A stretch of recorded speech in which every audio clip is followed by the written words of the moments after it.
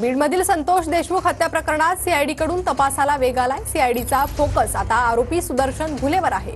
फरार आरोपी सुदर्शन घुले महाराष्ट्रातच असण्याची शक्यता आहे, तर फरार आरोपी कृष्णा आंधळे, सुधीर सांगळे राज्याबाहेर असण्याची शक्यता वर्तवण्यात येते आहे। तर बीडमधील संतोष देशमुख हत्या प्रकरणात आता सीआयडी कडून वेगाने तपास केला जातोय। सीआयडीचा फोकस सध्या आता आरोपी सुदर्शन घुलेवर आहे। फरार आरोपी सुदर्शन घुले महाराष्ट्रात असण्याची शक्यता वर्तवण्यात येते आहे। तर 3 आरोपी अद्यापही या प्रकरणात फरार आहेत। अधिक अपडेट आपण घेणार आहोत आमचे प्रतिनिधी महेंद्र मुधळकर यांच्याकडून। महेंद्र, काय अपडेट सध्या या संदर्भात? प्रणिता, जर बघितलं गेलं या प्रकरणात जो सगळ्यात मोठा जो गुंता होता तो होता मात्र वाल्मी कराड यांचा होता। वाल्मी कराड सरेंडर झाल्यानंतर आता सगळा जो सीआयडीचा जो फोकस आहे तो मुख्य आरोपी सुदर्शन घुले असेल, कृष्णा आंधळे असेल आणि सुधीर सांगळे असेल या तिघावरती आहे। खरं जर बघितलं तर तिघही जवळपास 23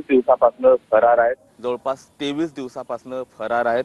संतोष देशमुख हत्या प्रकरणाला आता आजचा हा 23वा दिवस आहे। मात्र बीड पोलीस असेल, सीआयडी असेल, या दोघांनाही एक मोठं आव्हान आहे। सुदर्शन घुले हा जो आरोपी आहे तो राज्यामध्ये लपल्याची सूत्रांची माहिती आहे, तर सुधीर आणि जो कृष्ण आहे ते राज्याच्या बाहेर गेल्या असल्याचा संशय आहे। एक पथक जे आहे सध्या केरळ आणि कर्नाटक भागात गस्त घालताना मिळते।